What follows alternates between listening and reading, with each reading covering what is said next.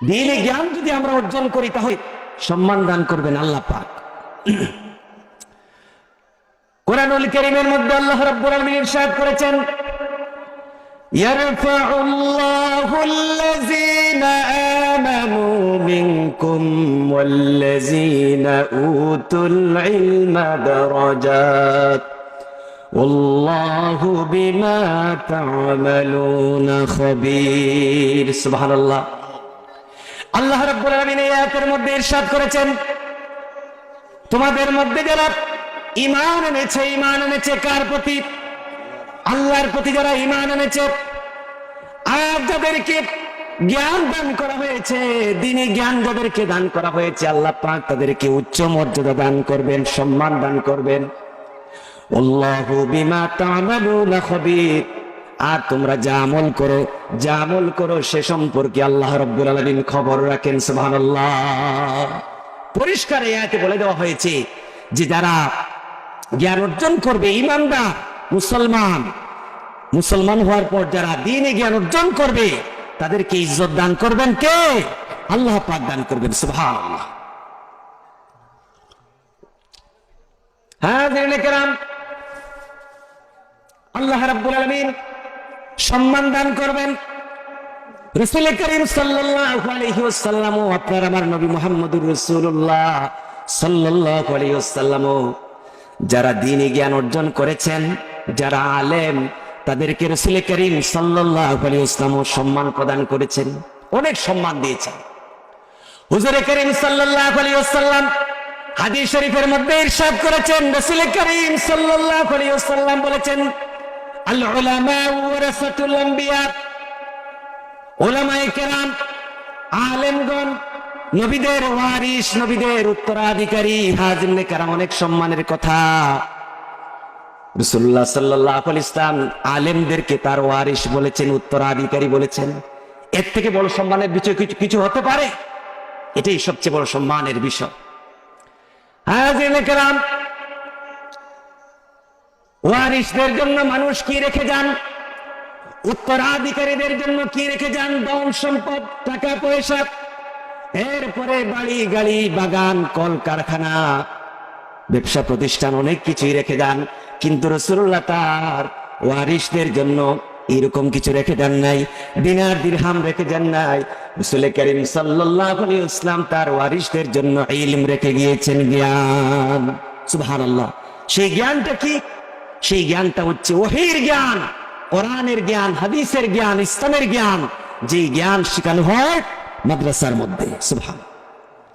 আপনার ছেলেকে, মেয়েকে, সন্তানকে, ভাই বোনকে আপনি মাদ্রাসা ছাড়াও আপনি তাকে সাধারণ শিক্ষায় শিক্ষিত করতে পারেন, অসুবিধা নাই। কিন্তু দ্বীনি মৌলিক কিছু জ্ঞান রয়েছে, তা শিখাতে হবে, নতুবা আপনি আল্লাহ রাব্বুল আলামিনের কাছে জবাব দিতে হবে।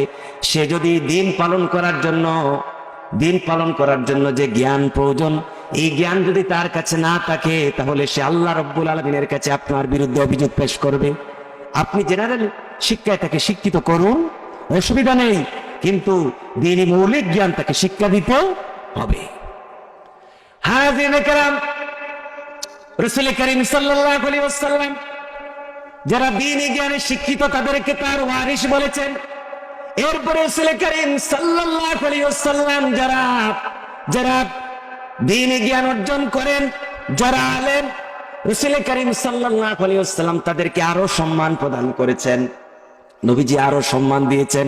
অন্য হাদিসের মধ্যে রাসূল করিম সাল্লাল্লাহু আলাইহি ওয়াসাল্লাম বলেছেন, নবীজি কি বলেছেন? নবীজি বলেছেন, উলামা উম্মতি কাম্বিয়াই বনি ইসরাঈল। সুবহানাল্লাহ। রাসূল করিম সাল্লাল্লাহু আলাইহি ওয়াসাল্লাম বলেছেন, নবীজি ইরশাদ করেছেন, আমার উম্মতের আলেমগণ বনি ইসরাঈলের নবীদের ন্যায়। সুবহানাল্লাহ। এর থেকে বড় সম্মান আর কি হতে পারে? মর্যাদা এবং আনুগত্যের ক্ষেত্রে রাসূলুল্লাহ বলেছেন, আমার উম্মতের হক্কানি আলেমরা বনি ইসরাঈলের নবীদের ন্যায়। এত সম্মান রাসূল করিম সাল্লাল্লাহু আলাইহি ওয়াসাল্লাম দ্বীনি জ্ঞান যারা অর্জন করেন তাদেরকে দিয়েছেন। সুবহানাল্লাহ।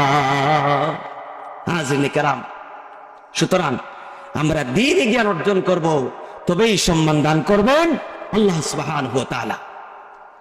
হাদিস শরীফের মধ্যে রয়েছে রাসূল করিম সাল্লাল্লাহু আলাইহি ওয়াসাল্লাম মসজিদের মধ্যে দেখতে পেলেন, একটা মসজিদের মধ্যে দুটি মাজলিস হচ্ছে, দুই জায়গার মধ্যে দুটি মাজলিস হচ্ছে। একটা মাজলিসের মধ্যে লোকেরা দোয়া করছে, আল্লাহ পাকের নিকট মুনাজাত করছে, আর আরেকটা মাজলিসের মধ্যে লোকেরা জ্ঞান শিক্ষা করছে, ইলম শিক্ষা করছে। রাসূল করিম সাল্লাল্লাহু আলাইহি ওয়াসাল্লাম বললেন, দুই মাজলিসই উত্তম, দুটি উত্তম, তবে একটার চেয়ে আরেকটার মর্যাদা বেশি। আমার রাসূলুল্লাহ বললেন, যে মাজলিসের মধ্যে দোয়া করা হচ্ছে, মসজিদের যে মাজলিসের মধ্যে দোয়া করা হচ্ছে, আল্লাহ রাব্বুল আলামিন চাইলে দোয়াকারীদের দোয়াকে কবুল করতে পারেন, আবার নাও করতে পারেন। কিন্তু যে মাজলিসের মধ্যে ইলম চর্চা করা হচ্ছে, জ্ঞান শিক্ষা দেওয়া হচ্ছে, এরপরে মানুষ জ্ঞান শিক্ষা করছে, রাসূল করিম সাল্লাল্লাহু আলাইহি ওয়াসাল্লাম বললেন যে দোয়ার মাজলিসের চেয়ে ইলমের মাজলিস হচ্ছে উত্তম। সুবহানাল্লাহ পড়েন। এরপরে রাসূল করিম সাল্লাল্লাহু আলাইহি ওয়াসাল্লাম বললেন, ইন্নামা বুইস্তু মুআল্লিমান, নিশ্চয় আমি শিক্ষক রূপে প্রেরিত হয়েছি। আমার রাসূল করিম সাল্লাল্লাহু আলাইহি ওয়াসাল্লামকে আল্লাহ রাব্বুল আলামিন শিক্ষক হিসেবে দুনিয়ার মধ্যে প্রেরণ করেছেন। হাজিরিনে কেরাম, রাসূল করিম সাল্লাল্লাহু আলাইহি ওয়াসাল্লাম শিক্ষক হিসেবে এসেছেন, তবে দুনিয়ার কোন প্রতিষ্ঠানে রাসূলুল্লাহ পড়াশোনা করেন নাই। স্বয়ং রব্বে করিম আল্লাহ রাব্বুল আলামিন মুহাম্মদুর রাসূলুল্লাহর শিক্ষক। সুবহানাল্লাহ। আর রাসূল করিম সাল্লাল্লাহু আলাইহি ওয়াসাল্লাম সকলের শিক্ষক। হাজিরিনে কেরাম, রাসূল করিম সাল্লাল্লাহু আলাইহি ওয়াসাল্লাম বললেন, আমি শিক্ষক হিসেবে প্রেরিত হয়েছি। এরপরে মসজিদের যে মাজলিসের মধ্যে জ্ঞান শিক্ষা দেওয়া হচ্ছে, ইলমের মাজলিস যেটা, রাসূলুল্লাহ সেই মাজলিসের মধ্যে বসে পড়লেন। হাজিরিনে কেরাম, এইভাবে করে রাসূল করিম সাল্লাল্লাহু আলাইহি ওয়াসাল্লাম জ্ঞানীদেরকে, দ্বীনি শিক্ষায় যারা শিক্ষিত তাদেরকে অনেক সম্মান দিয়েছেন। সুবহানাল্লাহ। আমরা যদি দ্বীনি জ্ঞান অর্জন করি তাহলে ইজ্জত রয়েছে, তবে শর্ত আছে। কি শর্ত? আপনি আমি দ্বীনি জ্ঞান অর্জন করতে হবে আল্লাহ পাকের ওয়াস্তে, দ্বীনি জ্ঞান শিখতে হবে আল্লাহর ওয়াস্তে, আরেকজনকে শিখাতে হবে আল্লাহর ওয়াস্তে, নতুবা সম্মান পাওয়া যাবে না। ইমাম আবু ইউসুফ রাহমাতুল্লাহ আলাইহি বলেছেন, তিনি আমাদের মতো মসজিদের ইমাম নন। ইমাম আবু ইউসুফ আমাদের মাযহাবের ইমাম, যেভাবে আবু হানিফা রাহমাতুল্লাহ আলাইহি এই পর্যায়ের একজন ইমাম হচ্ছেন ইমাম আবু ইউসুফ রাহমাতুল্লাহ আলাইহি। তিনি বলেছেন, ও আমার সম্প্রদায়, হে আমার সম্প্রদায়। আবু ইউসুফ রাহমাতুল্লাহ আলাইহি বলেন, হে আমার সম্প্রদায়, আমি যে ইলমের মাজলিসের মধ্যে বসেছি আল্লাহর ওয়াস্তে, আল্লাহ পাককে খুশি করার জন্য, আল্লাহ রাব্বুল আলামিনকে সন্তুষ্ট করার জন্য যে ইলমের মাজলিসের মধ্যে বসেছি, সেই মাজলিস থেকে সম্মান নিয়ে উঠেছি, আল্লাহর ওয়াস্তে যেখানে বসেছি। এরপরে ইমাম আবু ইউসুফ রাহমাতুল্লাহ আলাইহি বলেন, আর যে মাজলিসের মধ্যে বসেছি আল্লাহর সন্তুষ্টি নয়, অন্য উদ্দেশ্যে, দুনিয়ার কোন উদ্দেশ্যে বসেছি, সেই মাজলিস থেকে অপমান হয়ে উঠেছি। নাউজুবিল্লাহ। এজন্য তিনি বলেছেন, ইমাম আবু ইউসুফ রাহমাতুল্লাহ আলাইহি বলেছেন, যদি সম্মান লাভ করতে চান, ইজ্জত লাভ করতে চান, তাহলে ইলমের মাজলিসে যখন বসবেন আল্লাহ রাব্বুল আলামিনের সন্তুষ্টির জন্য বসবেন, আল্লাহ পাককে খুশি করার জন্য বসবেন। আল্লাহ পাককে খুশি করার জন্য কেউ যদি দ্বীনি জ্ঞান অর্জন করে, দ্বীনি জ্ঞান অপরকে শিক্ষা দেয়, হাজিরিনে কেরাম, অবশ্যই আল্লাহ রাব্বুল আলামিন তার বান্দাকে আল্লাহ রাব্বুল আলামিন ইজ্জত দান করবেন। সুবহানাল্লাহ। অবশ্যই সম্মান দান করবেন।